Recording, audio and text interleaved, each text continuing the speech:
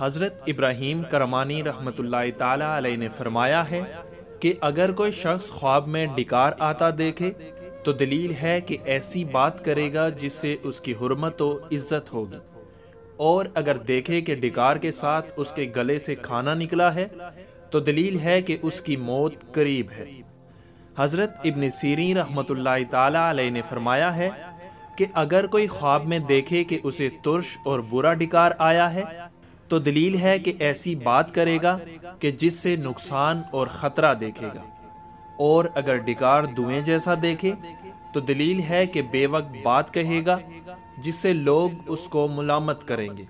اور اس عیب کا انجام پشیمانی ہوگا، اور اللہ ہی بہتر کو خوب جانتا ہے۔